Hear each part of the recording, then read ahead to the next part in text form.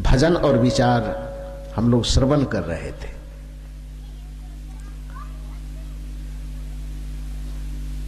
जब से यह सृष्टि है, मनुष्य चैतन्य संपन्न हुआ है, और जब तक यह सृष्टि रहेगी तब तक जो इस धरती पर मनुष्य आएंगे, जो हो चुके, जो हैं, जो आएंगे, उन सभी मनुष्यों का इस संसार में एक ही लक्ष्य होगा। वह लक्ष्य होगा कि हमें चाहे जिस भी विधि से मिले परम शांति मिल जाना चाहिए। तरीका कुछ भी हो, कार्य कुछ भी हो, लेकिन उस कार्य के परिणाम में मनुष्य जब भी चाहता है तो वो सुख चाहता है और शांति चाहता है। हालांकि करने का तरीका गलत होने के कारण चाहत तो अच्छी होती है, फिर भी वह चाह पूरी नहीं हो पाती। कबीर साहब ने इसी को अपनी भाषा में कहा कि चाहत सुख दुख संग न छारा, कि मनुष्य इस संसार के ऐसे प्राणी हैं जो कोई आकांक्षा रखे न रखे, वो सुख और शांति की आकांक्षा जरूर रखता है। मकान भी मैंने पहले ही कहा था कि लक्ष्य और सफर में अंतर इतना ही है कि सफर उसे कहते हैं जहां पर हमारी यात्रा जारी रहती है, और लक्ष्य हम उसे कहते हैं जहां पर हमारी यात्रा समाप्त हो जाती है। मकान हम बनाते हैं तो इतनी सी बात हमें समझना चाहिए कि मकान हमारे जीवन का लक्ष्य नहीं है। क्यों? क्योंकि मकान बना लेने के बाद भी हमारी यात्रा बंद नहीं होती है। मकान हम बनाते, प्रश्न होता है कि हम मकान क्यों बनाते हैं, तो उसका उत्तर आएगा कि मकान में रह करके हम शांति पाना चाहते हैं।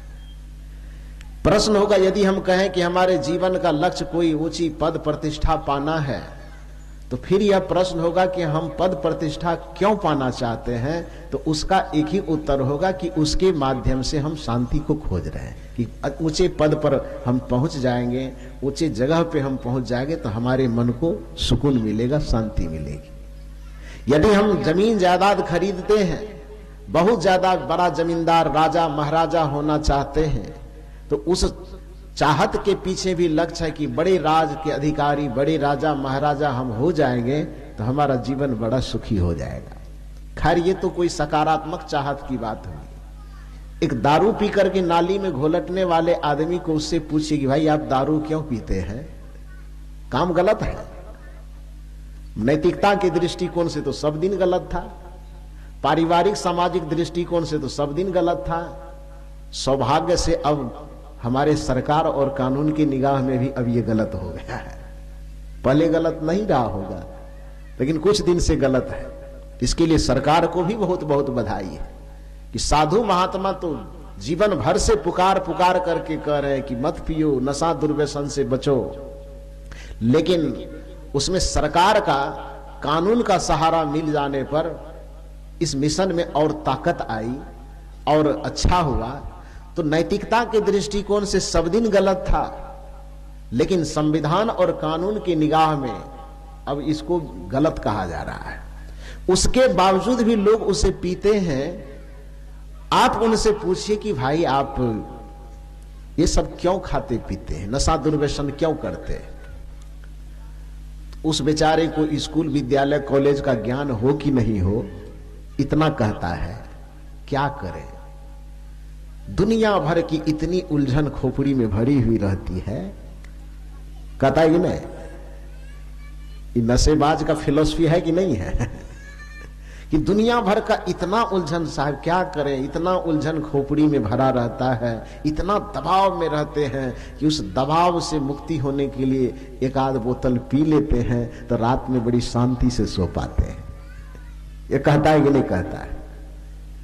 सीधी सी बात, काम गलत है, मैं उसका समर्थन नहीं कर रहा हूं।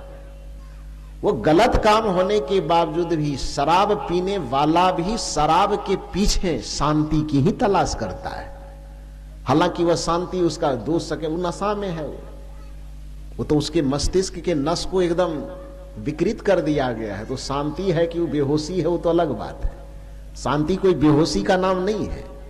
शांति में तो सुख की अनुभूति होती है, मन प्रसन्न होता है, चित्त प्रसन्न होता है। और याद रखिए कि शांति देने वाला नशा इस धरती पर शराब नहीं है। यदि शांति देने वाला नशा इस धरती पर कुछ है तो वो सत्संग का नशा है, वो भक्ति का नशा, वो ज्ञान और धर्म का नशा है, जो व्यक्ति को होश में रख करके शांति और आनंद से भर देता है। शराब का नशा आदमी को बेहोश करता है, वो शांति नहीं देता है।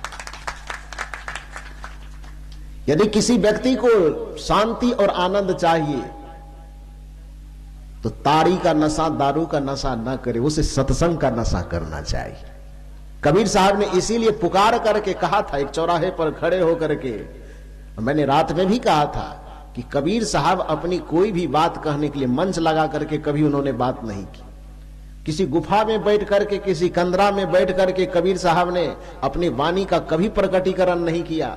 उस समाज के बीच में जाते थे, लोगों के बीच में खड़े होकर के और उनकी समस्या को उनको देख करके कबीर साहब तत्काल उनके समाधान में जो बातें उनके हृदय से निकलती थी वो बात कह देते थे। इसलिए कहा जाता है, कुछ लोग मुझसे पूछते हैं कि कबीर साहब में और अन्य साधु महात्माओं में आप क्या अंतर देखते हैं। मैंने कहा कि हो सकता हो कि अन्य विद्वानों की निगाह में, अन्य विद्वानों की दृष्टिकोण से आप पूछिएगा तो कबीर साहब में और अन्य में क्या अंतर करेगा ये मुझे नहीं पता, लेकिन मुझसे आप अंतर पूछेंगे तो मुझे जो अपने विचार से, अपने दृष्टि से अंतर लगता है वो अंतर यह लगता है कि दुनिया के और जितने संत साधु महात्मा हुए, यदि उसके पास कोई समाधान पूछने जाता है तो वो पुस्तक को देख करके उसका समाधान ढूंढता है, और कबीर साहब के पास कोई समाधान पूछने जाता है तो समस्या वाले के मस्तक को पढ़ करके उसका समाधान निकालने का वह कोशिश करता है। कबीर में और अन्य लोगों में जो मुझे सबसे बड़ा अंतर दिखाई देता वह यही अंतर कि एक परंपरा वह है जो पुस्तक में समाधान ढूंढता है और एक परंपरा वह है जो आदमी के मस्तक में समाधान ढूंढता है। बुद्ध की परंपरा पुस्तक से समाधान नहीं खोजता, महावीर की परंपरा पुस्तक से समाधान नहीं खोजता, सदगुरु कबीर साहब की परंपरा पुस्तक से समाधान नहीं खोजता। बुद्ध, महावीर और कबीर की परंपरा ऐसी परंपरा है जो उसके सामने आए हुए आदमी के ललाट को, उसके मस्तक को पढ़ा जाता है, उसके मस्तक में तत्काल समस्या को पढ़ करके उसके समाधान का रास्ता हृदय से निकाल करके दिया जाता है। यह सदगुरु कबीर साहब का चिंतन है। तो रात में भी मैंने कहा था कि कबीर साहब कहीं बैठ करके किसी कंदरा में, किसी गुफा में बैठ करके अपने प्रवचन का संकलन, संग्रह, लेखन नहीं किया करते थे। लोगों के बीच में जाते थे, उनके दिल, दिमाग, मन, मस्तिष्क को पढ़ करके, वहां के तत्कालीन समस्या को पढ़ करके उसका उचित समाधान क्या हो सकता है उसको तत्काल अपने हृदय के खजाना से निकाल करके नया नया वेद से, नया नया उपनिषद से, नए नए शास्त्र से उसका समाधान करते थे। तो कबीर साहब के पास कुछ लोग गए और कबीर साहब से लोग गए, क्या लोग के बीच में ही कबीर साहब गए। मान लो कि इसी कुशवाहा नगर में कबीर साहब आ गए हों और इस बीच चौराहे पर खड़े होकर के कबीर साहब ने देखा, सबके मन मस्तिष्क को टटोला, लगा कि यहां पर बहुत सारे नशा को खाने पीने वाले लोग होंगे। क्योंकि जो दार्शनिक होते हैं, जो विचारक होते हैं, जगह की स्थिति और परिस्थिति का मूल्यांकन करने के लिए किसी से कुछ पूछने की आवश्यकता नहीं पड़ती है। दर्शन शास्त्र का यह मानना है कि जब आप किसी रास्ते से गुजरे, किसी नगर, किसी मोहल्ले से गुजरे और आपको अगल बगल में 4-10 ठो विद्यालय दिखाई दे 2-4 किलोमीटर के दरमियान में, तो किसी से पूछने की आवश्यकता नहीं है। आप यह समझ लीजिए कि यहां पर शिक्षा के प्रति लोगों में जागरूकता है, पढ़ने और पढ़ाने की ललक है, इसलिए आसपास में 4-5 विद्यालय खड़ा है। नीतिविद कहते हैं कि रास्ते से आप गुजर रहे हो और आपको अगल बगल में यदि पुलिस प्रशासन की चौकी 10 ठो ज्यादा दिखाई दे, थाना 2-4 ठो ज्यादा दिखाई दे, तो किसी से पूछने की आवश्यकता नहीं है। आप अपने मन को समझा दीजिए कि यहाँ उद्दंड लोगों की, लुच्चे लफंगे लोगों की संख्या ज्यादा होगी, इसीलिए यहाँ पुलिस प्रशासन चौकी की व्यवस्था ज्यादा है। रास्ते से आप गुजर रहे हो और रास्ते से गुजरने के बाद आपको दो चार ठो दारू का ठेका ज्यादा दिखाई दे, दारू की दुकान ज्यादा दिखाई दे, तो किसी से पूछने की आवश्यकता नहीं है। आप यह समझ लीजिए कि यहां पर दारू पीने वालों की संख्या ज्यादा होगी। मानने की बात है, पूछने की क्या जरूरत है। ठीक उसी प्रकार से किसी रास्ते से आप गुजर रहे हो, किसी गांव से आप गुजर रहे हो, उस रास्ते में यदि आपको अगल बगल 2-4-5 किलोमीटर की दूरी में यदि आपको 2-4-5 सत्संग भवन मिल जाए, आपको 2-4-5-10 मंदिर मिल जाए, तो किसी से पूछने की आवश्यकता नहीं है। आप अपने मन को समझा दीजिए कि यहां सत्संग, ध्यान, भजन और भक्ति के रास्ते में चलने वालों की संख्या ज्यादा है। ठीक उसी प्रकार से कहीं पर सत्संगियों की भीड़ समूह देख करके यह पता लगाने की आवश्यकता नहीं कि यहां सत्संग और धर्म को मानने वाला है कि नहीं। तो कबीर साहब जिस माहौल में गए वहां पर देखा कि सबका मुंह लटका हुआ है, उदास है, दारू का 2-4 दुकान ज्यादा है। तो कबीर साहब को लगा कि यहाँ की जो समस्या है वो समस्या नशा की समस्या है। और कबीर साहब उसका जवाब देने के लिए बीच चौराहे पर खड़े हो गए, समस्या को पढ़ लिया और समस्या को पढ़ने के बाद सदगुरु कबीर पुकार करके कहते हैं, ध्यान दीजिए, एक बात और कबीर साहब की विशेषता है कि किसी भी बात को वह धीमे स्वर में नहीं कहते, पुकार करके कहते। कहत कबीर हम जात पुकारा, अब पंडित होए सो ले विचारा। कहत कबीर सुनो भाई साधु, कहत कबीर सुनो हो संतो। यह कहने की जो परंपरा है ये कबीर साहब को संतों की परंपरा में बड़ा अद्भुत बनाते हैं। वो सब जगह अपनी बात पुकार करके कहते हैं। और ध्यान दीजिए, पुकार करके वही बात कही जाती है जिस बात में 100% सच्चाई हो, जिस बात में 100% प्रमाणिकता हो, जिस बात में कोई मिलावटबाजी नहीं हो, जिस बात में कोई आडंबर नहीं हो, जिस बात में कोई पाखंड और असत्य का कहीं लवलेश मात्र अंश न हो, उस बात को दिल खोल करके पूरे दुनिया के सामने पुकार पुकार करके कहा जाता है। और कबीर साहब ने हमेशा जब भी कोई बात की तो दुनिया के सामने पुकार करके की, छुपी छुपाई बात उन्होंने कभी नहीं की। तो चौराहे पर खड़े हो गए और देखा कि यहां पर दारू की दुकान बहुत है। कबीर साहब को लगा कि नशा की समस्या यहां पर ज्यादा है। खड़े हो गए और खड़े होकर के अपने हृदय से एक नए ज्ञान का स्रोत खोलते हैं और उन्होंने कहा, कोई राम रसिक रस पियहुगे। जब यहां सब ताड़ी का ही रस पीने वाले हो, महुआ का रस ही पीने वाले हो, तो चलो रस ही पिलाते हैं। और रस पीने के लिए कोई राजी हो तो मैं भी रस बेचने के लिए आया हूं। रस का नाम जैसे लोगों ने सुना भीड़ लगा दी, सोचा कि वही ताड़ी वाला आया होगा, महुआ वाला आया होगा। कबीर साहब खड़े हैं और पुकार करके कहते, कोई रस पियोगे।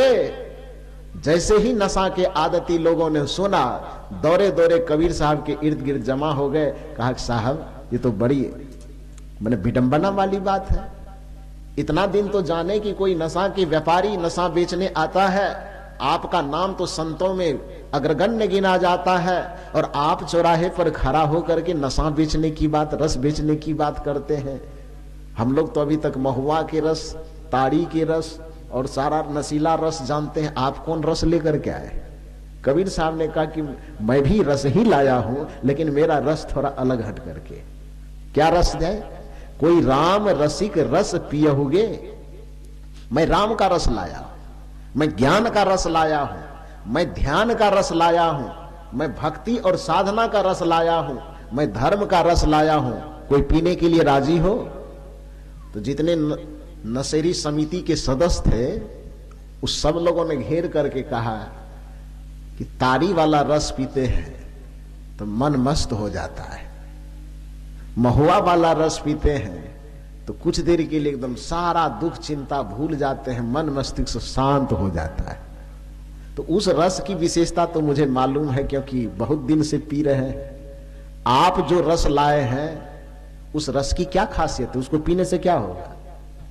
यदि कोई खासियत है तो बताइए, तब आपका रस खरीदो।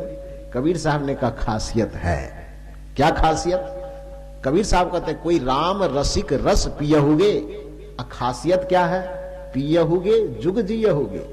यदि उस नशा को तुम पीते हो तो उस नशा को पीने के बाद भोग के नशा को पीने के बाद, विषय के नशा को पीने के बाद, वासना के नशा को पीने के बाद और दारू ताड़ी के रस को पीने के बाद जो नशा छाता है वह भी कुछ पल के लिए तुम्हें सुकून देता है। वह भी सुकून तुम्हें होश वाला सुकून नहीं, बेहोशी वाला सुकून देता है। लेकिन कबीर साहब कहते हैं कि मैं जो ज्ञान ध्यान का रस लेकर के आया हूं, मैं जो भक्ति का रस लेकर के आया हूं, यदि तुम इसको एक बार पी लोगे तो एक जन्म की बात कौन कहे। जब तक इस धरती पर तुम्हारे आत्मा का जन्म होगा तब तक उस पर से आनंद प्रेम और सुकून का नशा कभी उतरेगा नहीं, वो जन्म जन्म तक वो नशा छाया रहेगा। कोई राम रसिक रस पियहुगे, अब पियहुगे जुग जियहुगे, यदि पी लोगे उस नशा को तो जुग जुगांतर तक आनंद के साथ जियोगे, जुग जुगांतर तक शांति के साथ जियोगे, जुग जुगांतर तक मुक्ति के साथ जियोगे।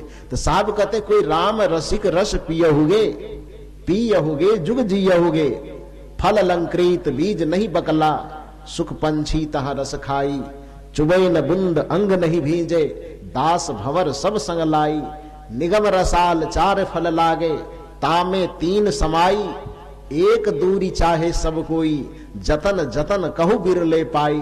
तो सदगुरु कबीर कहते कि राम रस का जो रस है, राम का जो रस है वो ऐसा है कि जिसे पीने के बाद जो भी उसको चखेगा तो एक बार चखेगा और सदा सदा के लिए वो अमर हो जाएगा, सदा सदा के लिए आनंद परमानंद से उसका हृदय मन मस्तिष्क भर जाएगा। तो कबीर साहब या दुनिया के और जो संत हैं वो ये भक्ति का नशा, ज्ञान का नशा, ध्यान का नशा, धर्म का नशा ये लोगों तक पहुंचाता है। इस नशा को जो एक बार चख लेता है बाकी विषय का सारा नशा अपने आप छूट जाता है, विषय का नशा अपने आप खत्म हो जाता है। तो मैं कह रहा था यह कि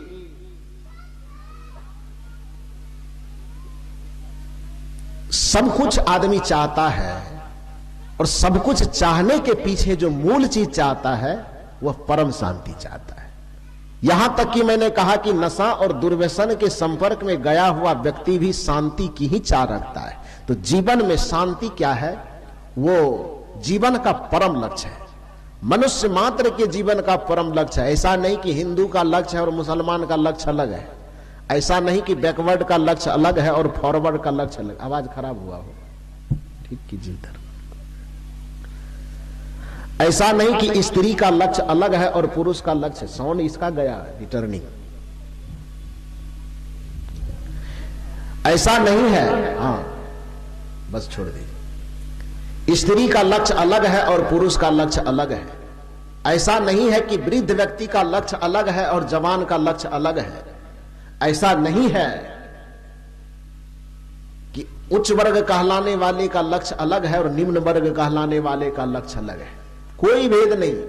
धरती के किसी भी कोने के, किसी भी जाति, किसी भी वर्ण, किसी भी वर्ग, किसी भी संप्रदाय, किसी भी मत, किसी भी पंथ का वो आदमी हो, उस आदमी के जीवन का एक ही लक्ष्य है, चाहे वो कोई पूजा करे, कि पाठ करे, कि ध्यान करे, कि भजन करे, कि मंदिर में जाए, कि मस्जिद में जाए, कि गिरजाघर में जाए, कहीं भी जाए, उसके जीवन का अंतिम लक्ष्य यह है कि किसी भी विधि से हमको परम शांति मिल जाए।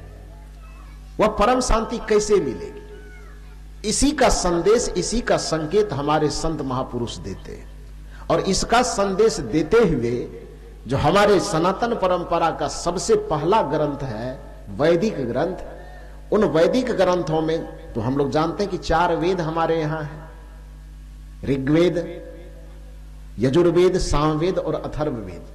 इन चारों वेदों में ऋग्वेद सबसे पुराना वेद है और 3 धीरे धीरे बाद में बनते चले गए। उस ऋग्वेद में जो आदमी को शांति पाने का तरीका बताया गया है, उस शांति पाने का तरीका 3 सीढ़ी में बताया गया। और पहली सीढ़ी, दूसरी सीढ़ी और तीसरी सीढ़ी का क्रमशः एक दूसरे से श्रृंखला जुड़ा हुआ है। जैसे छत पे चढ़ते हैं तो ऐसा नहीं होता है कि एक सीढ़ी यहां है और दूसरा सीढ़ी 5 स्टेप के बाद होगा, ऐसा तो नहीं होगा। यदि वैसा होगा तो एक सीढ़ी पर पैर रखेगा और 5 सीढ़ी पर पैर रखने जैसे जाएगा आदमी गिर जाएगा और दांत मुंह उसका टूट जाएगा। नीचे से ऊपर तक जाने के लिए सीढ़ी का प्रयोग जब हम करते हैं और तभी हम सुरक्षित होकर जब जा पाते हैं जब सीढ़ी से सीढ़ी का स्टेप जुड़ा हुआ होता है। ठीक उसी प्रकार से वैदिक ऋषियों ने, वेद के महापुरुषों ने यह बताया कि जीवन में अमरता चाहिए, जीवन में शांति चाहिए, जीवन में सुख चाहिए, तो तुम्हें किस सीढ़ी के स्टेप से तुम्हें ऊपर बढ़ना होगा, ये 3 चीज बताया। पहला चीज में उन्होंने कहा तमसो मां ज्योतिर्गमय, कि हे मानव तुम अंधकार से प्रकाश की ओर चलो, अज्ञानता से ज्ञान की ओर चलो, कुविचार से सुविचार की ओर चलो, कुसंग से सुसंग की ओर चलो। ऋग्वेद की पहली उद्घोषणा ध्यान दीजिए। कुछ लोग कहते हैं कि संतों की जो परंपरा है वो वैदिक परंपरा से अलग है, शास्त्रों की परंपरा से अलग होती है। नहीं नहीं नहीं, ऐसी बात नहीं है। दुर्भाग्य से जो वेद और शास्त्र लेकर के आपके सामने आया, वह लोग, कल भी मैंने कहा था दोपहर के सत्र में कि मीडिएटर जब बीच में होता है तो लेने और देने वाले के लाभ हानि की परवाह वह नहीं करता। लेने वाला डूब जाए कि देने वाला डूब जाए उससे मतलब नहीं है। बीच में हम ब्रोकर बन करके हैं तो हमारा लाभ होना चाहिए। ब्रोकर यही नहीं सोचता है, मीडिएटर यही नहीं सोचता है। तो जब बीच में मीडिएटर आए, वह हमारे सामने शास्त्रों की उचित व्याख्या नहीं किया, जो बातें शास्त्रों में नहीं भी थी उन बातों का भी जिक्र किया। हमारे श्री शिवनारायण बाबू एक बात सुना रहे थे कि साहब आपके कई प्रवचनों से मैं प्रभावित हुआ यूट्यूब को देख करके। अभी सुबह सुबह जब मुझसे मिलने गए तो एक प्रवचन का जिक्र उन्होंने किया, हम तो भूल भी गए थे, क्योंकि वो प्रवचन हम 10 साल पहले लगभग किए होंगे। और 10 साल पहले के प्रवचन को उन्होंने सुना, आज सुबह मेरे पास जिक्र किया कि साहब वो प्रवचन मेरे दिमाग को हिला दिया। वो प्रवचन क्या था, इसी बांका जिला में धोरिया प्रखंड के अंतर्गत कोई गांव था, वहां पर मेरा कार्यक्रम चल रहा था। मेरा चल नहीं रहा था। उस गांव में सब तरह के सत्संगी थे, कबीर साहब के विचार से जुड़े हुए, बाबा मेही के विचार से जुड़े हुए, और जनरल लोग भी थे जो राम में, कृष्ण में इत्यादि में विश्वास करते थे। तो सब लोगों की सहमति हुई कि गांव में एक यज्ञ कर, रबीडीह यहां पड़ता है, कुरमा से थोड़ा सा आगे रबीडीह गांव पड़ता है, धोरिया प्रखंड, उसी जगह की बात है। तो सब लोगों का विचार हुआ कि इस गांव में एक यज्ञ करवाया जाए, ज्ञान यज्ञ। तो क्या करवाया जाए, तो सब लोग जब आपस में मीटिंग बैठी तो उसमें मेही बाबा के विचार को मानने वाले, कबीर साहब के विचार को मानने वाले, तुलसीदास जी के विचार को मानने, राम और कृष्ण के विचार को मानने वाले सब थे। सबने कहा कि हम लोग सहयोग तो सब करेंगे, लेकिन हमरा वाला, अपना अपना वाला भी बाबा आना चाहिए। समझ रहे हैं ना?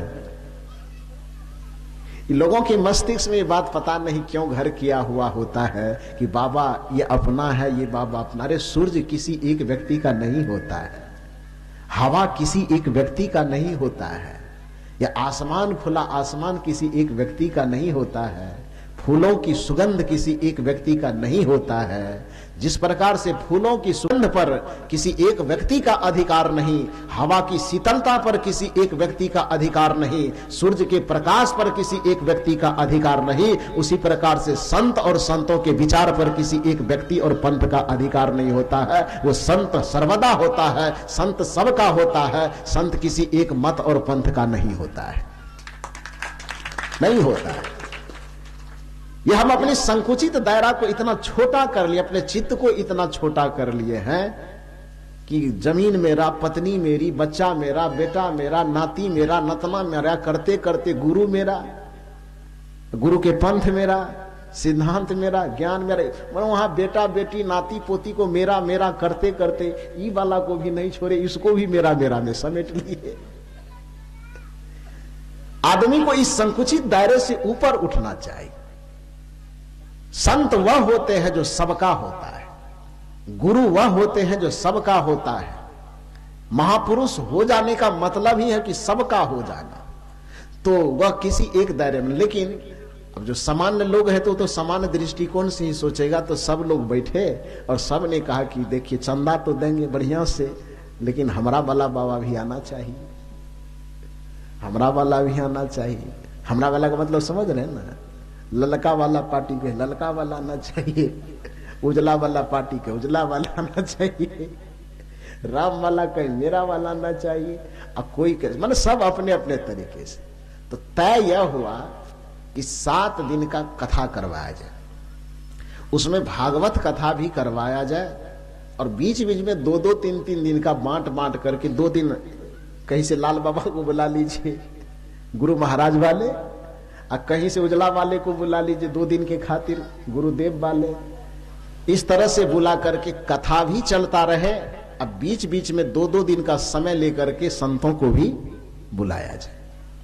यह फाइनल हुआ, और इसी आधार पे चंदा की गई, भरपूर चंदा हुई, कथा शुरू हुई, और कथा समाप्त होने के बाद सत्संग भी करवाया जाता था। तो उसमें संत मत से भी किसी महात्मा को बुलाया, सदगुरु कबीर के विचार से भी, उसमें मुझे निमंत्रण नहीं दिया गया था। उजला वाला पार्टी के तौर पे भी हम नहीं गए थे, निमंत्रण था ही नहीं। तो कार्यक्रम करवा किसी दूसरे को निमंत्रण होगा। तो कथा करने वाले जो पंडित जी थे, उनको संत देख करके मैंने बड़ा एलर्जी टाइप का होता था। ये होगा ही, ये दुनिया के जितने भी पंडित होंगे, पंडित माने मैं किसी एक जाति विशेष की बात यही नहीं कह रहा हूं। पंडित का मतलब मीडिएटर हो, किसी भी धर्म का हो। ध्यान दीजिए, आप ये नहीं कहिए कि मंच पर बैठ करके मैं जाति पाति की बात कर रहा हूं। मैं जाति पाति की बात नहीं कर रहा हूं, किसी एक वर्ग विशेष की मैं बात नहीं कर। पंडित का सीधा सा मतलब वह व्यक्ति जो भक्त और भगवान के बीच में मीडिएटर का काम करता है, ब्रोकर का काम करता है। चाहे वो हिंदू वाला पंडित हो, कि चाहे मुसलमान वाला पंडित हो, कि सिख वाला पंडित हो, ईसाई वाला पंडित हो। और मीडिएटर का काम है, मैंने कहा कि मीडिएटर जब भी सोचता है अपना लाभ सोचता है, आप जाए जहन्नुम में, उससे कोई मतलब नहीं है। तो जिस भी किसी पंथ संप्रदाय के मीडिएटर होते हैं, उस संतों को देख करके सब दिन एकदम कन्नी काटते रहते। क्यों?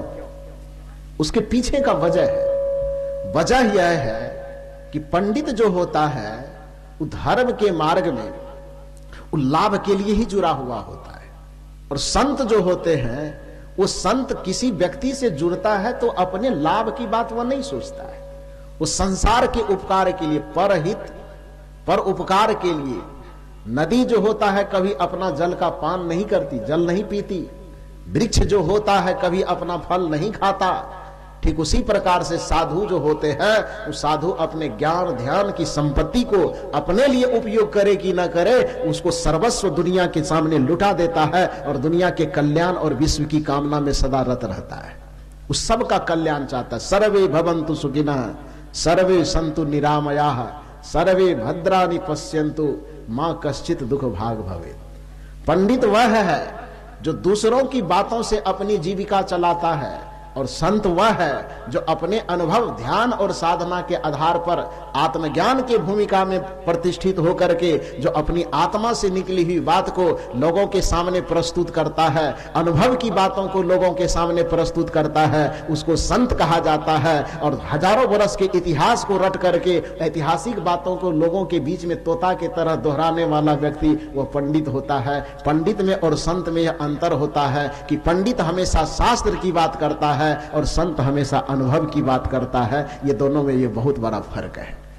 तो चाहे वो पंडित किसी भी जगह का हो, पंडित जी खार खाए रहते, लेकिन जो सच्चे पंडित हैं, कबीर साहब ने पंडित वर्ग के भी 2 तरह से उसकी खिंचाई की। जो पंडित पाखंड में उलझाते थे लोगों को, कबीर साहब ने उसको बड़ा लताड़ा है। लेकिन जो पंडित लोगों की कल्याण की बात, अच्छी बात कहते थे, कबीर साहब ने उसका बड़ा आदर किया है। कबीर साहब ने कहा कि पोथी पढ़ी पढ़ी जग मुआ, पंडित भया न कोय, 2.5 आखर प्रेम का, पढ़े सो पंडित होए। यह पंडित की निंदा है कि पंडित का सम्मान है? थोड़ा बताइए बढ़िया से। कबीर साहब अपनी साखी में कहते हैं कि पोथी पढ़ी पढ़ी जग मुआ, पंडित भया न कोय, 2.5 आखर प्रेम का, पढ़े सो पंडित होए। यह पंडित का अपमान है कि पंडित का सम्मान है? क्या है? सम्मान है। कबीर साहब कहते हैं कि मूर्ख से रहिए झकमारी, अब पंडित से बोलिए हितकारी, यदि कोई मूर्ख व्यक्ति मिल जाए तो उससे झक मार करके मौन साध करके रह जाओ, लेकिन यदि कोई पंडित मिल जाए तो हंस करके उससे दो बातें, प्यार की बातें, ज्ञान की बातें कर लो। यह पंडित का सम्मान है कि अपमान है? कहत कबीर हम जात पुकारा, अब पंडित होए सो ले विचारा। कबीर साहब कहते हैं कि हम रास्ते से पुकारते पुकारते जा रहा हूं, जो इस नगर में, जो इस इलाके में पंडित होगा वही मेरे बात पर विचार कर सकता है। ये पंडित का सम्मान करना हुआ कि पंडित का अपमान करना हुआ? ये तो सम्मान हुआ ना जी, कि हर जगह पंडित का सम्मान कर रहे, लेकिन वो पंडित कौन? पतरा देखने वाला? वो पंडित कौन? केवल टीका लगाने वाला? वो पंडित कौन? केवल धागा बांध करके अपनी जीविका चलाने वाला? नहीं। जिस पंडित का सम्मान करना चाहिए, जिस पंडित का आदर करना चाहिए, उस पंडित की, जो केवल कबीर साहब ने उसकी व्याख्या नहीं कर, वस्तुतः पंडित शब्द ही बड़ा प्यारा है। शास्त्र में, संस्कृत साहित्य में एक मौलिक शब्द है जिसका नाम है प्रज्ञा। बुद्धि के उच्चतर अवस्था को शास्त्र की भाषा में प्रज्ञा कहा जाता है। प्रज्ञा का नाम आप लोग सुने कि नहीं? जिसको साहित्य की भाषा में मेधा शक्ति कहा जाता है, मेधा शक्ति, उसी को संस्कृत जगत में प्रज्ञा कहा जाता है। और जैसा कि आपको मालूम है कि भाषा विज्ञान की जब रचना हुई तो आज जो हम हिंदी का प्रयोग करते हैं, खड़ी, इसको खड़ी हिंदी कहा जाता है। इस खड़ी हिंदी का प्रयोग अचानक नहीं होने लगा। ये प्रवचन जो हम लोग करते हैं, अचानक से ये इस तरह से प्रवचन नहीं हो रहा है। भाषा इतना आसानी से हम लोगों को नहीं मिला है। इस भाषा का क्रमिक विकास हुआ है। और क्रमिक विकास कैसे हुआ? पहले मूल रूप से जब भाषा की उत्पत्ति हुई तो संस्कृत में लोग किसी बात को बोलते थे। संस्कृत के बाद उसको सरल बनाने के लिए उसको प्राकृत भाषा में उसका प्रयोग किया जाने लगा। उसके बाद फिर धीरे धीरे कुछ दिन प्राकृत में चलते चलते चलते चलते लोगों को लगा कि यह भी थोड़ा कठिन है, तो उसको और सरल बनाने के लिए पाली भाषा में उसका प्रयोग किया जाने लगा। पाली भाषा में भी प्रयोग करते करते कुछ दिन लोगों को लगा कि यह भी थोड़ा अब कठिन हो रहा है, तो फिर उसका प्रयोग अपभ्रंश में किया जाने लगा। और अपभ्रंश का भी प्रयोग करते करते कुछ दिन के बाद लोगों को लगा कि अपभ्रंश भी थोड़ा कठिन हो रहा है। उसके बाद फिर लोगों ने अवहट का प्रयोग करना शुरू किया। और अवहट का प्रयोग करते करते धीरे धीरे होते होते अवहट का प्रयोग होने के बाद फिर अवधि में आ गए, फिर ब्रज भाषा में आ गए, और अवधि ब्रज भाषा का रूपांतरण होते होते उसके बाद फिर हम खड़ी बोली तक आए, जिसको अभी हम और आप प्रयोग करते, बोलते और सुनते हैं। ये भाषा का क्रमिक विकास है। तो संस्कृत साहित्य में जिसको प्रज्ञा कहा जाता है, उसी प्रज्ञा को भगवान बुद्ध जब इस धरती पर आए और भगवान बुद्ध के विचारों का जो प्रवाह चला, भगवान बुद्ध के विचारों का जो संदेश लोगों तक पहुंचा, तो भगवान बुद्ध ने सोचा कि लोग सामान्य की भाषा में मुझे बोलना चाहिए, संस्कृत में बात करेंगे तो आम जनता नहीं समझेगी। और उस समय जो भाषा समझी जाती थी वो पाली भाषा में बातें समझी जाती थी। लोक भाषा पाली भाषा थी उस समय, भगवान बुद्ध के समय में। इसलिए भगवान बुद्ध का जो महान ग्रंथ है त्रिपिटक, भगवान बुद्ध के विचारों का संग्रह, वह संस्कृत में नहीं है। भगवान बुद्ध के विचारों का संग्रह पाली भाषा में। तो भगवान बुद्ध ने जब प्रज्ञा शब्द का प्रयोग करने का प्रयोग किया, तो चूंकि भाषा को बदलना था, संस्कृत से पाली में रूपांतरण करना था, तो वहां जो संस्कृत में प्रज्ञा जिसको कहा जाता था, भगवान बुद्ध उसी को लोक भाषा में पाली में उसको बदल करके कह दिया पंजा। क्या कह दिया? संस्कृत में प्रज्ञा, अब भगवान बुद्ध के सामने में आते आते वो प्रज्ञा शब्द क्या बन गया? पंजा। यानी संस्कृत में जिसे हम प्रज्ञा कहते हैं, पाली भाषा में उसी को क्या कहा जाने लगा? पंजा। आगे चल करके वह पंजा शब्द जब, जैसे संस्कृत में प्रज्ञा, पाली में पंजा, और फिर पाली के बाद जब भाषा का तीसरा रूप आया जिसको हम अपभ्रंश कहते हैं, तो उस अपभ्रंश में आते आते फिर वहां भाषा का रूप बदल गया। संस्कृत का प्रज्ञा पाली में आकर के पंजा हो गया, और वही पंजा अपभ्रंश में आकर के पंडा हो गया। क्या हो गया? पंडा। संस्कृत का प्रज्ञा, पाली में पंजा, और अपभ्रंश में आके पंडा। भाषा का आभ्रांशिक रूप ये हो गया, प्रज्ञा का आभ्रांशिक रूप पंडा। और पंडा शब्द से ही क्या बना है? पंडित।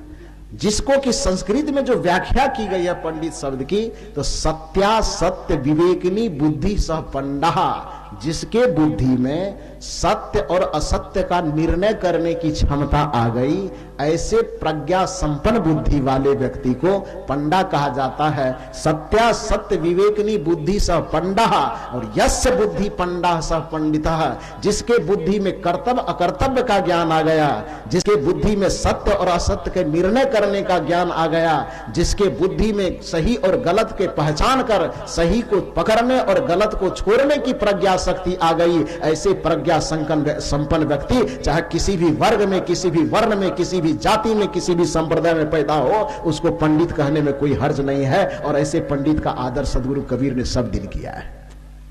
ऐसे पंडित का सम्मान सदगुरु कबीर ने सब दिन किया है। अब नामधारी किसी जाति वर्ण में हम पैदा हो गए, पंडित जी के घर में, चौबे के घर में, दुबे के घर में, छब्बे के घर में, दारू का बोतल पीते हैं, फिर भी हम पंडित जी कहलाते हैं, ये गलत बात है। डॉक्टर के घर में कोई डॉक्टर का बच्चा पैदा होता है तो डॉक्टर का बेटा होने मात्र से वो डॉक्टर नहीं होता है। शिक्षक के घर में कोई बच्चा पैदा होता है तो शिक्षक के बेटा होने के नाते ही वह शिक्षक नहीं बनता है। इंजीनियर के घर में कोई बेटा पैदा होता है तो इंजीनियर का बेटा है इसलिए वह इंजीनियर नहीं होता है। इंजीनियर का बेटा हो कि डॉक्टर का बेटा हो कि कलेक्टर का बेटा हो, यह परंपरा कदापि नहीं हो सकती कि कलेक्टर का जो बेटा होगा वो कलेक्टर होगा। अरे कलेक्टर का बेटा कलेक्टर हो कि उससे भी ऊपर हो जाए, लेकिन कलेक्टर होने के लिए उस बेटे को भी अपनी योग्यता साबित करनी पड़ती है, तब जाकर के वह कलेक्टर बनता है। डॉक्टर के बेटा को भी डॉक्टर होने के लिए अपनी योग्यता साबित करनी पड़ती है। इंजीनियर के बेटे को भी इंजीनियरिंग में पास करना पड़ता है, तब जाकर के वह इंजीनियर बनता है। उसी प्रकार से जो धर्माचार्य है, जो पंडित है, उसके घरों में पैदा हो जाने मात्र से कोई पंडित नहीं हो सकता। पंडित होने के लिए भी आदमी को अपनी योग्यता साबित करनी होगी, और यही कबीर साहब कहना चाहते हैं। सत्या सत्य विवेकनी बुद्धि सह पंडा, और यस्य बुद्धि पंडा सह पंडित। इस दृष्टिकोण से हम कहें तो बुद्ध चाहे किसी भी घर में जन्म लिए हो, बुद्ध सच्चा पंडित है। कबीर साहब चाहे किसी भी घर में जन्म लिए हो, पता नहीं किस जाति, किस वर्ण, किस वर्ग, किस मजहब में जन्म लिए हो, लेकिन यदि ज्ञान की तुलनात्मक अध्ययन से आप विश्लेषण करेंगे तो कबीर साहब को सच्चा पंडित कहना पड़ेगा। महावीर किसी भी वर्ग वर्ण में जन्म लिए हो, पता नहीं, लेकिन यदि आप कसौटी पर, ज्ञान की कसौटी पर कसेंगे तो भगवान बुद्ध को, भगवान महावीर को, गुरु नानक को, बाबा मेही को, बाबा देवी को, तुलसी साहब को इत्यादि जितने भी संत हैं, जितने भी ज्ञानी ध्यानी महापुरुष है, सच्चे अर्थ में उसी को पंडित कहना पड़ेगा। बाकी धागा बांध के टीका लगा के अपनी जीविका चलाने वाले किसी भी घर में जन्म लिए हो, वो पंडित कहला तो सकते हैं, लेकिन वो सच्चे पंडित नहीं हो सकते हैं। तो कबीर साहब सच्चे पंडितों का आदर किया है, सच्चे पंडितों का सम्मान किया है। कबीर साहब किसी वर्ग वर्ण के विरोधी नहीं। तो मैं कह रहा था बात वहां की, कथा में पंडित जी आए, वो संतों से उसका 36 का आंकड़ा सब दिन का रहेगा। जैसे ही उन्हें पता चला कि कथा का भी आयोजन है और कथा में साथ साथ महात्मा लोग भी आएगा, सब पार्टी वाला, सब अपनी अपनी बातें करे, तो मुंह से उसका थोड़ा चिढ़ गया। और अपनी चीड़ को निकालने के लिए वो उपाय क्या लगाया कि जनता को भीड़ रहती थी, उन्होंने कहा कि 4 बजे से लेकर के 8 बजे तक हम प्रोग्राम करेंगे, 4 घंटा।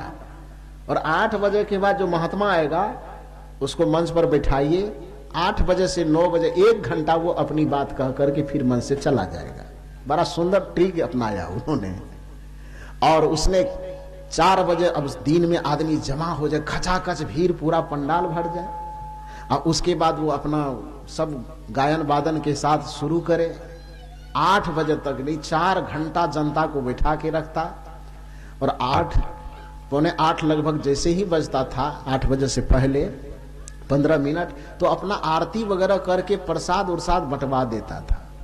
और तब महात्मा लोग अपना आसनी लेके जाते थे, मंच पर बैठते थे।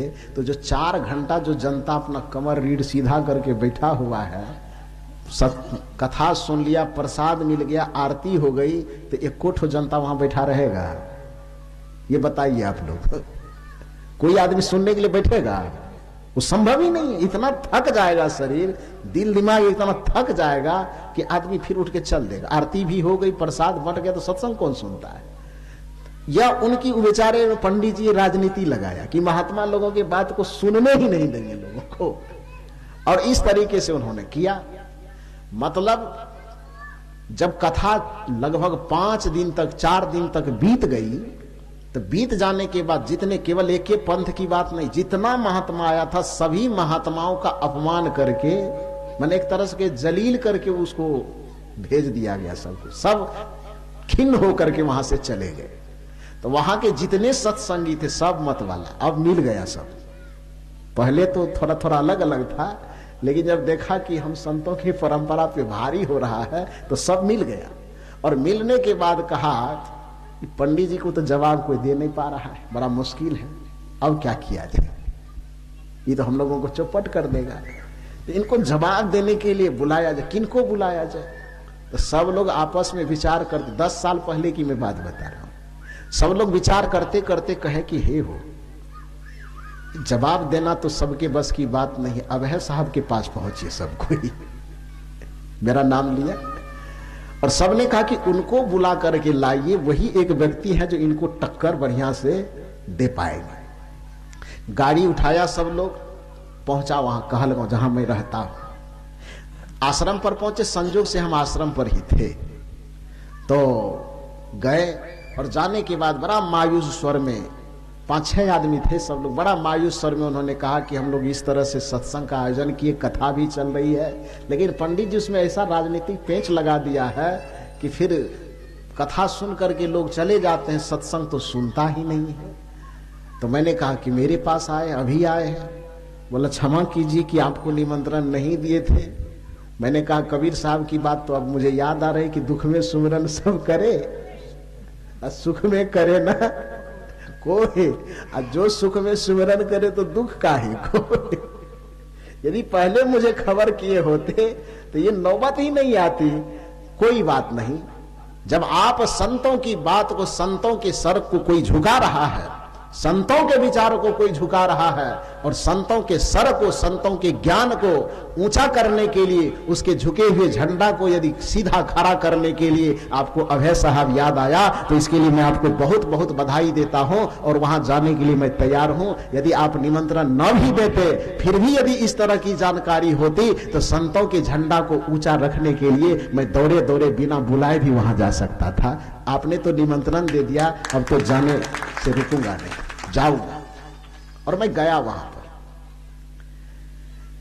दोपहर में उसके सारी एक्टिविटी को मैं वहां के जनता से सुना, और वैसे ही बताया कि 4 से लेकर 8 तक बैठते हैं, और फिर क्या होता है, आरती वगैरह करके उठ जाते हैं। तो मैंने कहा कोई बात नहीं, वो जो कर रहे हैं उसको कुछ भी करने में मना मत कीजिए। वो जो कर रहे हैं, जैसे कर रहे हैं, उसको करने दीजिए, लेकिन शर्त यह है कि वो जहां बैठे हुए जिस तरह से, तो सिंहासन एक ठो के बदले एक ठो और लगा दीजिए मंच पर। होता यह था कि वो कथा करने के लिए मंच पर ये लगाया जाता था एक ठो व्यास गद्दी, अब बाकी जो संत आते थे उसे नीचे में बैठाया जाता था। यहां पर भी पता नहीं कि कैसे इनके दिमाग में आया, ये लगा दिया। इस संतों के बीच में ये सब लगाने की कोई जरूरत नहीं, उसको सबको एकदम एक समान में बैठना चाहिए, लेकिन लगा दिया। तो ये मेरा कोई शौक नहीं है, लगा दिया तो अब बैठना मजबूरी है। लेकिन ध्यान दीजिए कि कोई भी व्यक्ति नीचा बैठ जाने से छोटा नहीं होता है, और कोई व्यक्ति ऊंचा पर बैठ जाने से बड़ा नहीं होता है। ऊंचा और नीचा में बैठने से कोई बड़ा छोटा नहीं होता है। जिसके आचरण और संस्कार बड़े होते हैं, चाहे वह जहां कहीं भी वह बड़ा ही रहता है, और जिसके आचरण खोटे हो, जिसके विचार व्यवहार और संस्कार खोटे हो, चाहे वह कितना भी ऊंचाई पर काहे न बैठ जाए, वह हमेशा छोटा ही रहेगा, वो कभी बड़ा नहीं हो सकता है। तो कहने का ये अर्थ है, अभिप्राय है कि वो नीचा में बैठाते थे, और नीचा में बैठाने में उसका अहंकार पुष्ट होता था। तो मैंने कहा कि उसके अहंकार का जवाब तो थोड़ा बहुत देना चाहिए। तो मैंने कहा कि सबसे पहला तरीका यह अपनाइए कि या तो पंडित जी का भी आसन का ये हटा दे, या नहीं उनका आसन रहे तो कोई बात नहीं, एक आसन उसके बगल में इसी तरह से लगाया जाए। चूंकि 5 दिन से वहां की जनता पूरा खफवाया हुआ था, तो जैसा जैसा हम गाय चरा करके आते हैं और गाय चरा करके आने के बाद गैया को उधर छोड़ देता है और अपने भीड़ में जो पिताजी बैठे हुए पिताजी के पास चले जाते, यानी नंद जी के पास चले जाते। नंद जी के पास पहुंचने पर कृष्ण जी पूछते हैं, पिताजी ये क्या हो रहा है? नंद जी कहते, जाओ यहां पर भोज वगैरह हो रहा है, बड़े बड़े लोग के बीच में बच्चा क्या क्या काम, जाओ खेलो उधर। कृष्ण जी कहते, नहीं हम नहीं जाएंगे, पूछ रहा हूं आपसे कि ये क्या हो रहा है बताइए।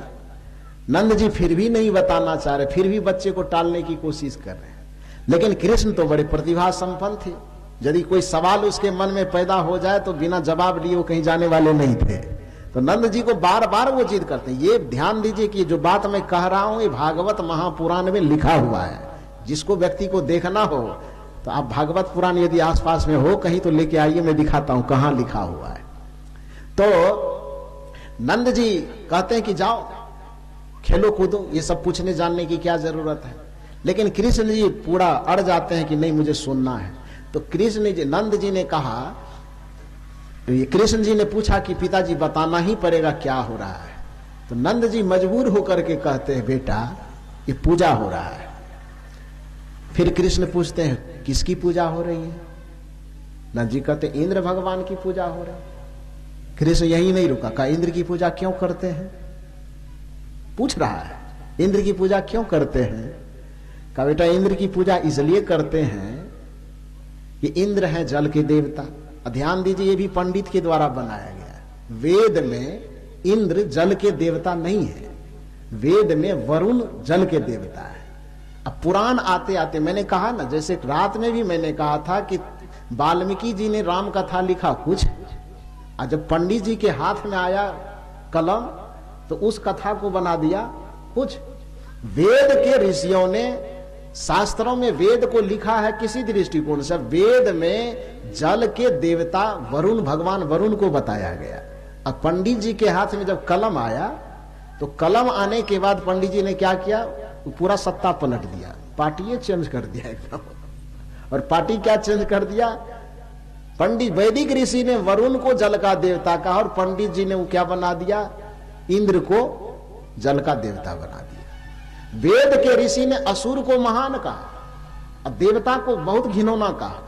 पूरे वेद के व्याकरण को पढ़िए। जिस तरह से अभी हम लोग कोई गलत करता था राक्षस कहीं का कहते हैं ना, वैदिक काल में जब कोई आदमी घिनौना काम करता था, गलत काम करता था, तो उस समय उसको कहा जाता था देव कहीं का। न देव शब्द वेद में गाली है और असुर शब्द वेद में महान है। कृष्ण को असुर कहा गया है, राम को असुर कहा गया। क्यों? क्योंकि असुर की परिभाषा, असु माने होता प्राण, असुर माने होता प्राण वाला, असु माने होता शक्ति, और असुर का मतलब होता शक्ति वाला। तो चूंकि जितने भी देवता होते थे सारे देवता शक्ति वाले होते थे, ज्ञान वाले होते थे, ध्यान वाले होते थे, तेज से परिपूर्ण होते थे। इसलिए सभी देवताओं की विशेषता में सूर शब्द का प्रयोग वेद में नहीं है। सभी देवताओं की विशेषता में असुर शब्द का प्रयोग है। मतलब वैदिक काल में असुर का मतलब अच्छा होता था और सूर का मतलब गलत होता था। यहां तक कि वाल्मीकि रामायण तक आते आते सूर का मतलब गलत और असुर का मतलब अच्छा। वाल्मीकि रामायण में सूर और असुर की जो परिभाषा की गई है, वाल्मीकि रामायण में बताया गया है कि सूर उसे कहते हैं जो सुरा और सुंदरी का सेवन करता हो, उसको सूर कहते हैं। और जो सुरा और सुंदरी के सेवन से अपने आप को बचा करके रखता है उसको असुर कहते हैं। क्योंकि सूर में अनिषेधात्मक उपसर्ग लगा हुआ है। संस्कृत में निह और अ निषेधात्मक उपसर्ग है जिसका अर्थ होता है नहीं। जैसे भय का, मर का मतलब होता है डरना, उसमें अ उपसर्ग लग गया तो उसका अर्थ क्या हो जाएगा? नहीं डरना, निडर। मर शब्द है और उसमें अ शब्द लग गया तो मर का मतलब मरना, अ शब्द जुट गया, शब्द बन गया अमर, तो उसका अर्थ वही रहेगा कि उलट जाएगा? क्या होगा? उल्टेगा ना। क्या अर्थ हो जाएगा? नहीं मरने वाले को क्या कहा जाता है? अमर। थोड़ा हमरो नाम ले लीजिए। भय का मतलब डरने वाला, और उसमें अ शब्द लग जाएगा, बन जाएगा शब्द क्या बनेगा? अब है। उसका अर्थ वही रहेगा कि बदलेगा? अर्थ उलट जाएगा। भय मतलब डर और अभय मतलब निडर, जो डरता नहीं है। मर मतलब मरने वाला, अ लग गया तो अमर माने नहीं मरने वाला, अ का अर्थ ही होता नहीं। तो सूर में अ शब्द लग गया, असुर शब्द बन गया। तो सूर की परिभाषा की गई वाल्मीकि रामायण के अनुसार, सूर की परिभाषा की गई कि जो सुरा और सुंदरी का अत्यधिक सेवन करता हो उसको क्या कहते हैं, बोलिए ना, वृंदावन बिहारी लाल की। तो सूर की परिभाषा, जो सुरा और सुंदरी का सेवन करे उसे सूर कहते हैं, मतलब गलत आदमी।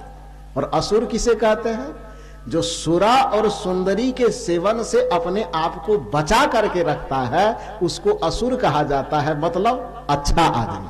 अब पंडित जी के हाथ में जब कलम गया तब क्या किया, सूर का मतलब बड़े भाग मानुष तन पावा, असुर दुर्लभ सदग्रंथ ही का। सूर की, पंडित जी के हाथ में कलम जाने पर सूर का मतलब अच्छा कर दिया और असुर का मतलब गलत कर दिया, सारा चीज उल्टा पुल्टा कर दिया। पता नहीं क्यों करते थे, वो तो पंडित लोग ही जाने।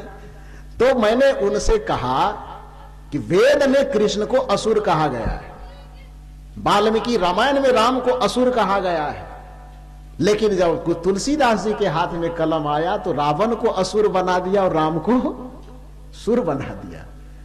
जब किसी कथाकार के हाथ में कलम गया, पंडित के हाथ में कलम गया, तो कृष्ण को सुर बना दिया गया। और बाकी में जाती है, इंद्र भगवान उस सुगंध को सूंघते हैं, उसका मन बड़ा प्रसन्न होता है और प्रसन्न मन से वह कृपा करते हैं, तब जाकर के बारिश होती है।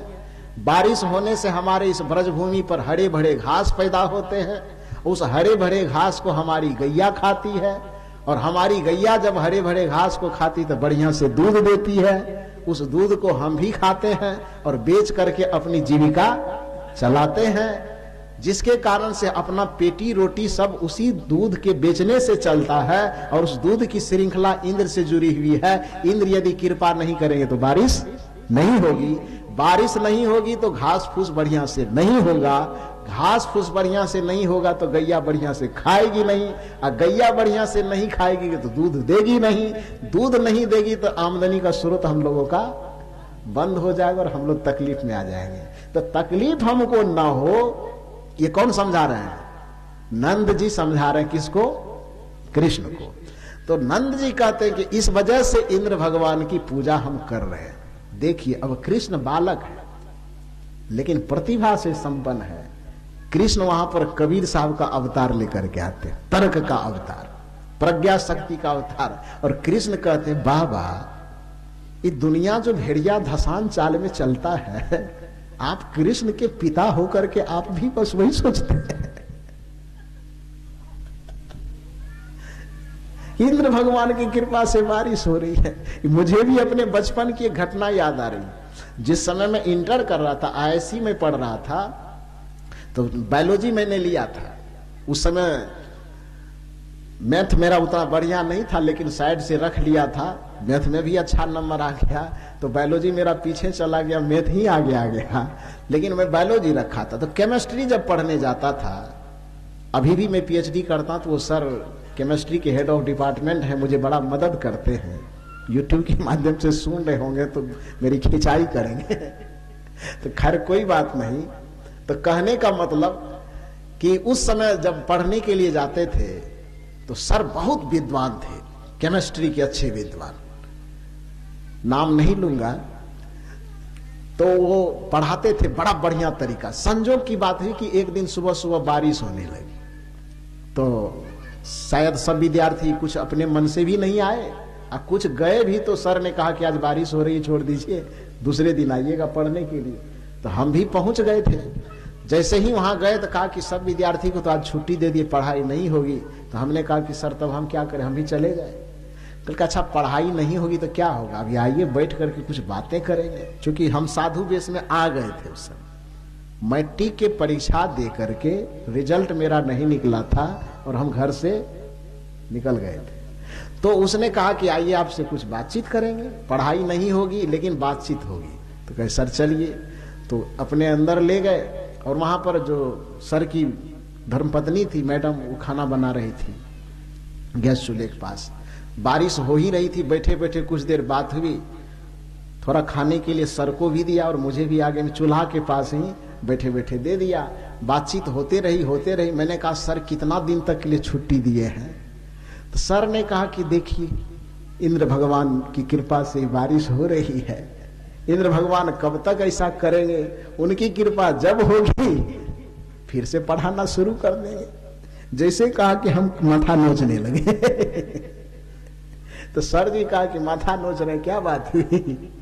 तो मैंने कहा सर आप इतने बड़े विद्वान आदमी, विज्ञान के शिक्षक हैं, केमिस्ट्री के हेड ऑफ डिपार्टमेंट है, आपके पास पढ़ने का सपना बहुत लोग देखता है, इतना अच्छा तरीका से आप विश्लेषण करते हैं, इतने बढ़िया तरीका से आप बताते हैं, मैं भी आपका विद्यार्थी हूं। कहने में मुझे थोड़ी हिचकिचाहट हो रही, लेकिन कहूंगा क्योंकि आपका शिष्य होने से पहले मैं कबीर साहब का शिष्य हूं और कबीर साहब किसी को अपनी बात कहने से हिचकते नहीं। तो आज मैं कहूंगा, जब आपके पास पढ़ने आता हूं, आपकी व्याख्यान को सुनता हूं, तो लगता है कि आपके मुंह में सरस्वती का निवास है। इतनी अच्छी व्याख्या, इतने विज्ञान का अच्छा व्याख्या आप कर देते हैं, लेकिन मुझे थोड़ा सा संदेह हो रहा है सर जी।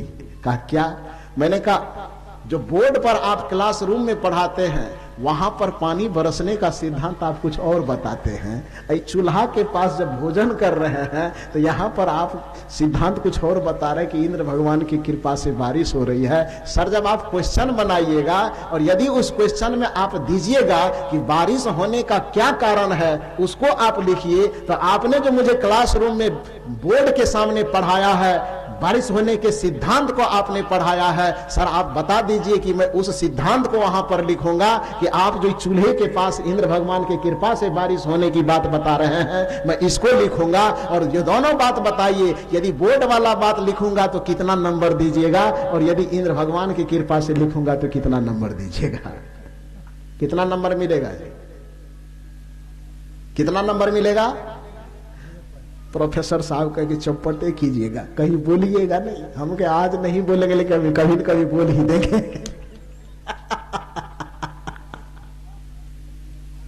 क्या लिखो? कृष्ण ने यही तर्क किया। नंद बाबा से कहा बाबा ये जैसे सब भेड़िया धसान, आप कृष्ण के पिता हो के आप ही वही इंद्र भगवान की कृपा से बारिश हो। कैसे बारिश है? बारिश होने का कारण कृष्ण ने कहा, ये भागवत महापुराण में लिखा हुआ है।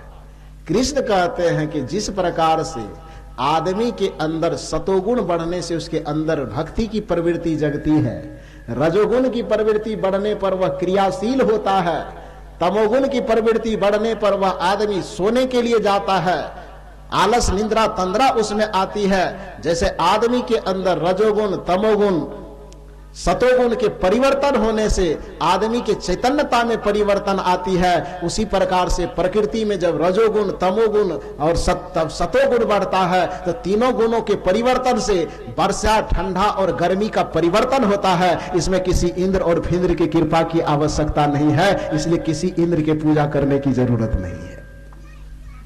ये किसने कहा? श्री कृष्ण ने कहा कोई इंद्र के पूजा नहीं होगा। और कृष्ण जी की इतनी चलती थी कि उसके सामने सब झुक गए, कहे तब कृष्ण तुम ही बताओ कि अब क्या करें।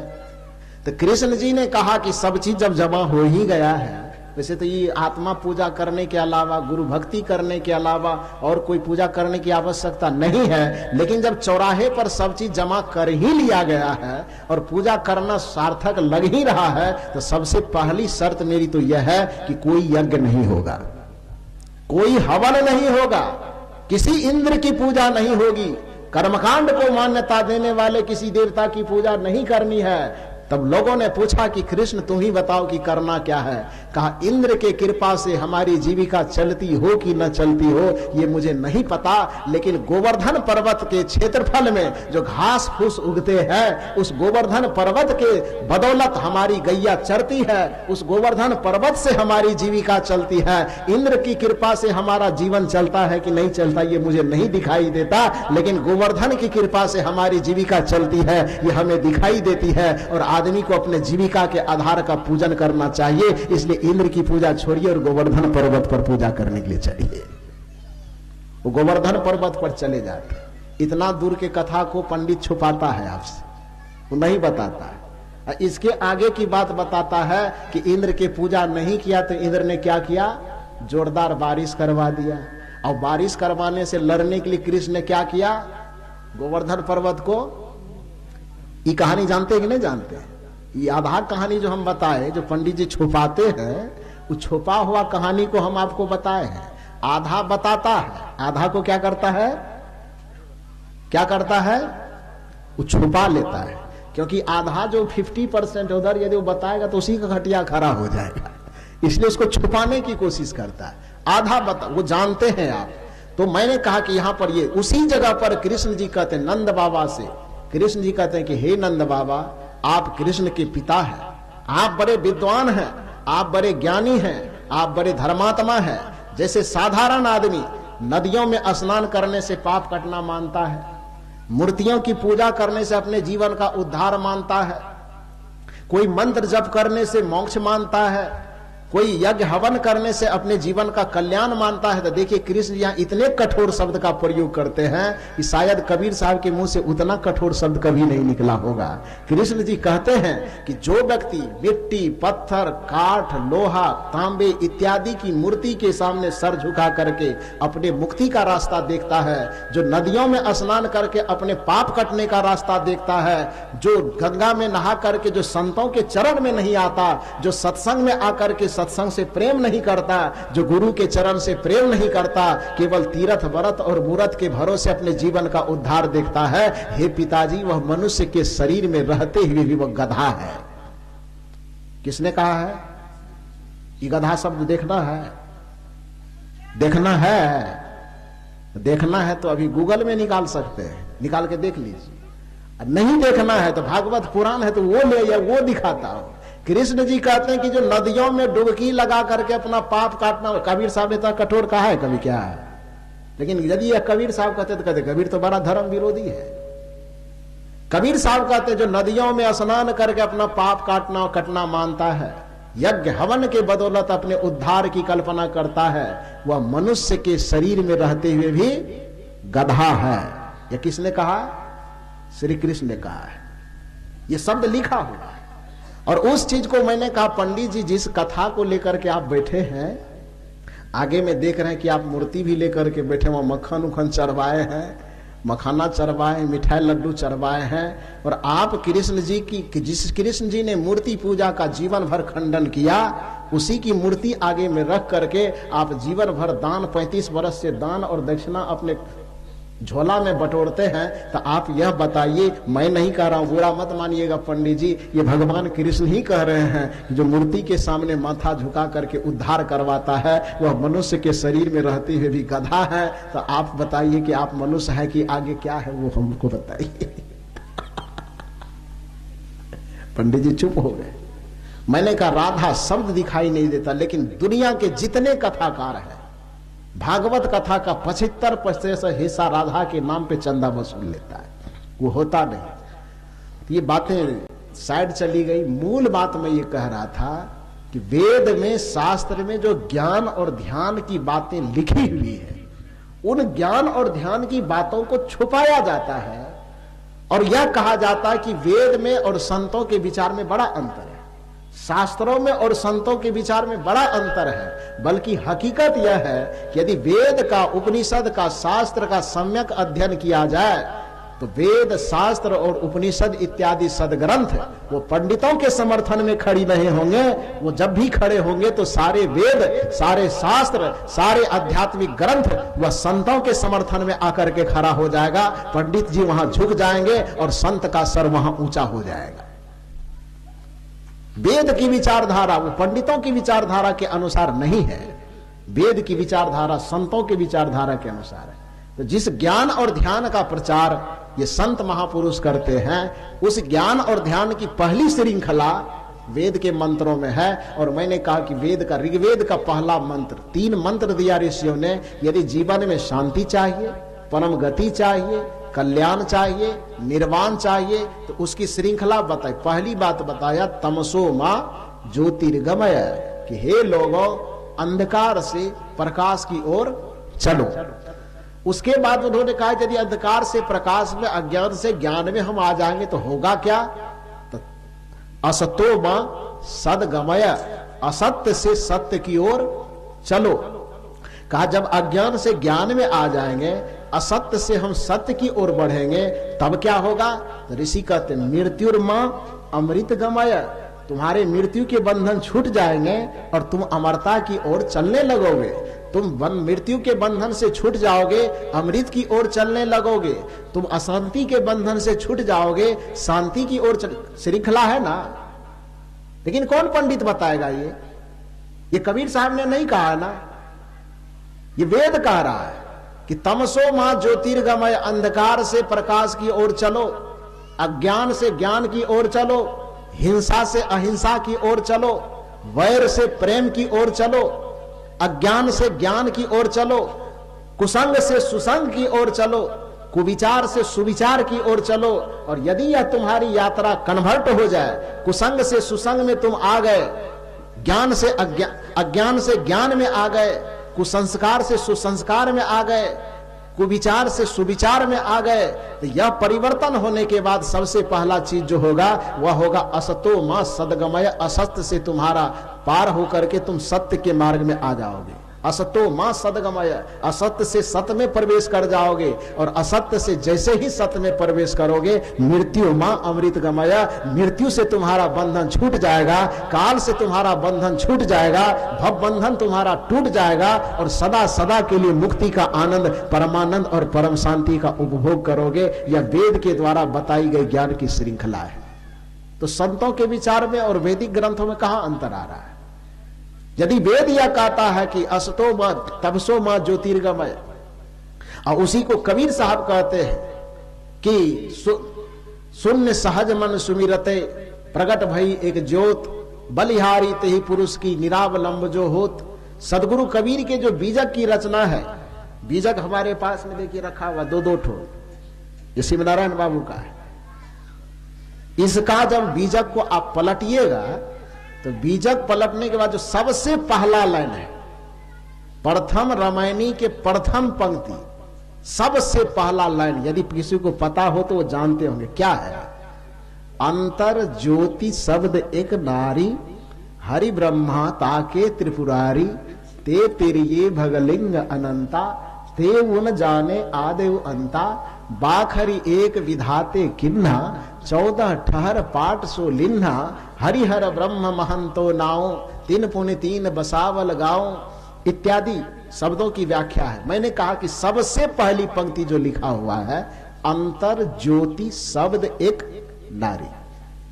कबीर साहब कहते हैं कि तुम मनुष्य इसलिए हो क्योंकि तुम्हारे अंदर में एक शब्द और एक ज्योति है। अंतर ज्योति शब्द एक नारी, तुम्हारे अंदर शब्द की शक्ति है, तुम्हारे अंदर ज्योति की शक्ति है। उस ज्योति और शब्द को जागृत कर लो, तुम्हारा मनुष्य होना सार्थक हो जाएगा। और कबीर साहब ने बीजक के पहले पंक्ति में शब्द और ज्योति की चर्चा की। वेद क्या कहता है? ऋग्वेद को आप पलटिए, ऋग्वेद में पहला जो लाइन लिखा हुआ है, पहला जो सबसे ऋग्वेद का सबसे पहला मंत्र, वो सबसे पहला मंत्र कहता है ओम अग्नि मीले पुरोहितं यज्ञस देवामृत विजम होतारम रत्न धातमम। ये पहला मंत्र ऋग्वेद का कहता है कि हे मनुष्य, हमारे हृदय में वह अग्नि स्वरूप, ज्योति स्वरूप वह शक्ति विद्यमान है। उस ज्योति स्वरूप, अग्नि स्वरूप उस परम सत्य को, परम तत्व को अपने हृदय में उद्घाटन करो तो तुम्हारे कल्याण का रास्ता खुल जाएगा। तो ऋग्वेद का पहला मंत्र कहता ओम अग्नि नीले पुरोहितम यज्ञस देवामृत विजम होतारम रत्न धातमम। और कबीर साहब कहते हैं कि अंतर ज्योति शब्द एक नारी। तो कबीर साहब का विचार वेद से कट करके है कि वेद से सट करके है? क्या है? कबीर साहब को वेद का विरोधी कैसे कहते हैं? किस आधार पर कहते हैं? वेद का पहला मंत्र उस बात की, जिस बात की चर्चा करते कबीर साहब का पहला मंत्र उसी बात की चर्चा करता है। और दुर्भाग्य है कि नहीं जानने के कारण लोगों ने, या कुचाल चलने के कारण लोगों ने कबीर साहब को बदनाम करने के लिए धर्म विरोधी, वेद विरोधी, शास्त्र विरोधी, मंदिर विरोधी, पूजा विरोधी, भगवान विरोधी, सब विरोध में नकारात्मक पक्ष में कबीर साहब को खड़ा कर दिया। लेकिन ऐसी बात नहीं है। तो वेद का ज्ञान हो कि शास्त्र का ज्ञान हो, जिस ज्ञान से हमारा कल्याण होता है वह ज्ञान कर्मकांड वाला ज्ञान नहीं है, वह ज्ञान उपासना कांड वाला ज्ञान नहीं है, वह ज्ञान ध्यान कांड वाला है, वह ज्ञान कांड वाला है। तो जब हम उपासना के क्षेत्र से, कर्मकांड के क्षेत्र से ऊपर उठ करके संतों के शरण में आते हैं और यहाँ पर ज्ञान और ध्यान की युक्ति लेकर के जब हम साधना के पथ में आगे बढ़ते हैं तो फिर हमें राम नाम का नशा मिलता है, राम नाम का रस मिलता है। उस राम नाम के नशा और रस को पी करके हम सदा सदा के लिए आनंदित हो जाते हैं, सदा सदा के लिए हम परम शांति से तृप्त हो जाते हैं। और यही परम शांति हमारे जीवन का चरम परम लक्ष्य है। यह सबको चाहिए। मैंने आरंभ में ही कहा कि धरती के जितने भी मनुष्य हैं, चाहे कुछ भी करता हो, लेकिन कुछ भी करने के पीछे उसका उद्देश्य क्या होता है कि हमको ये काम करने से परम शांति चाहिए। तो जीवन का उद्देश्य परम शांति है। उस परम शांति की प्राप्ति संतों और शास्त्रों की निगाह में एक ही है। उसको ऋग्वेद में सिमट करके थोड़े में कह दिया गया, तमसो मां ज्योतिर्गमय, अंधकार से प्रकाश की ओर चलो, अज्ञान से ज्ञान की ओर चलो। परिणाम क्या होगा? अस्तो मां सदगमय, असत्य से नाता छूट करके सत्य से नाता जुड़ेगा। उसके बाद उसका परिणाम क्या होगा? तो मृत्युर्मा अमृत गमय, मृत्यु से छूट जाओगे और अमरता में पहुंच जाओगे, अशांति से छूट जाओगे और शांति में पहुंच जाओगे। तो संतों का और शास्त्रों का ज्ञान अलग अलग ज्ञान नहीं है, एक ही ज्ञान है। नासमझ लोग या बीच के दलाल लोग उस ज्ञान को अलग अलग बंटवारा करके लोगों को दिखाते हैं और संतों को बदनाम करने की कोशिश करते हैं। वस्तुतः कबीर साहब तो मस्तक झुकाने के योग्य है। कबीर साहब तो अपने चरणों में समर्पण करवाने के योग्य है, लेकिन दुर्भाग्य है कि कबीर साहब को दुत्कारा फटकारा गया। ये गलत बात है। आज के परिवेश में हम सदगुरु कबीर साहब के चिंतन को समझने का प्रयास करें, सदगुरु कबीर जैसे महापुरुष के ज्ञान को समझने का प्रयास करें, तो हमारा हाथ कबीर साहब के लिए थप्पड़ मारने के लिए नहीं उठेगा, बल्कि हमारा हाथ कबीर साहब के गले में माला पहनाने के लिए उठेगा, संतों के गले में माला पहनाने के लिए उठेगा। तो बस इतना ही निवेदन करके अभी के सत्र में आपने मेरे विचार को इतनी शांति, इतनी सहजता से सुना, इसके लिए आप लोग